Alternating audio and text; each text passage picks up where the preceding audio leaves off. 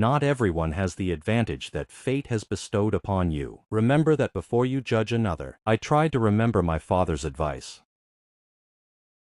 My little house was very close to Gatsby's, but we hadn't seen each other for a long time. If memory serves me well, this story began the day I came to visit my cousin.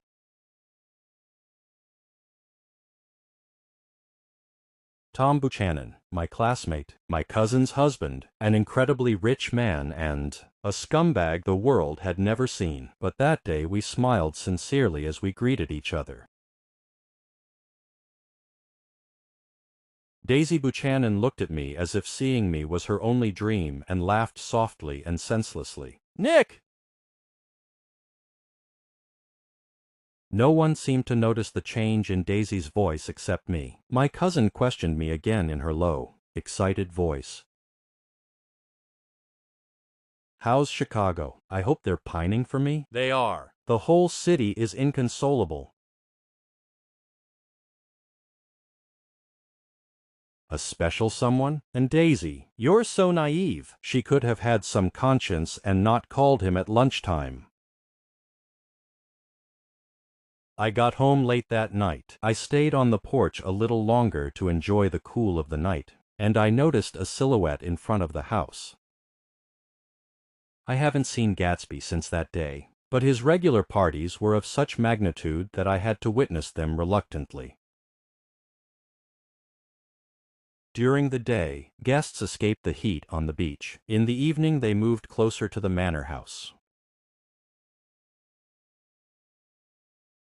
But I was invited according to all the rules of etiquette. That was the first time I stepped through the threshold of Gatsby's house. In a crowd of strangers, I felt lonely and abandoned. So when I saw a familiar face, I rushed towards it like a butterfly to the light. "I knew I'd meet you here." At the bar, where we looked first, there was no Gatsby. Jordan looked for him in vain from the garden stairs and then on the patio. The host found us himself. The acquaintance with him was rather unusual.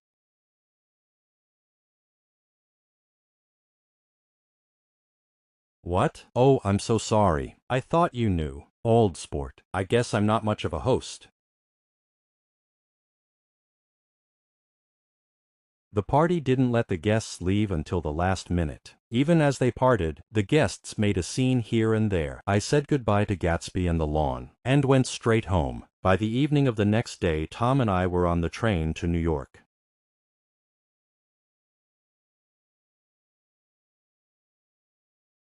Apparently he'd had a lot to drink at lunch and thought he'd spend the day in my company. It didn't even occur to him that I might have other plans.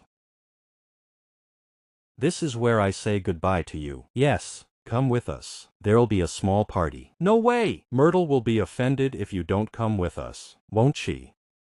I've only been drunk like that twice in my life, and that was the second time, so it was like seeing everything through a haze.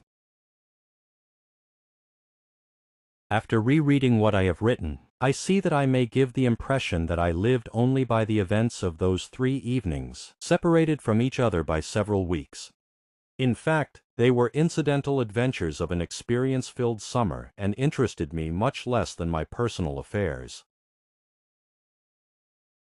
"Good morning, old sport. I thought I'd pick you up. You haven't forgotten that we're having breakfast together this morning." Sometime in late July, at 9 o'clock in the morning, Gatsby's fancy car pulled up the bumpy alley to my door.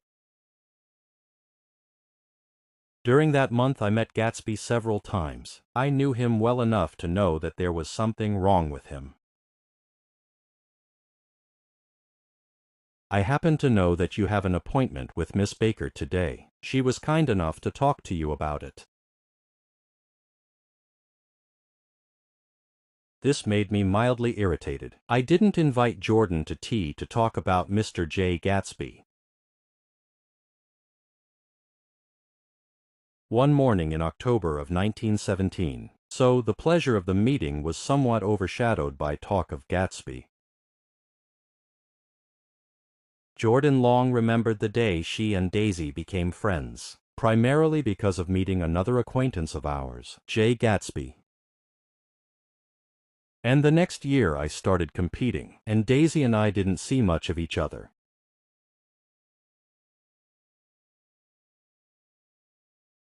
Daisy was about to go to New York, to say goodbye to some serviceman. There was these bizarre rumors about her that one winter's evening, her mother caught her packing a suitcase.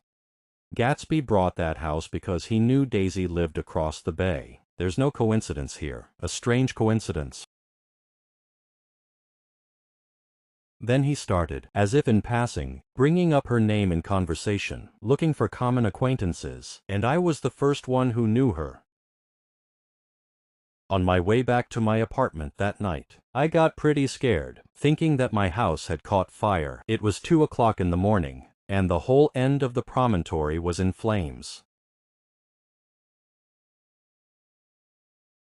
On the appointed day, Gatsby filled my house with flowers, turning it into a greenhouse. Gatsby himself kept looking at his watch. He was pale, his eyes darkened with the marks of a sleepless night.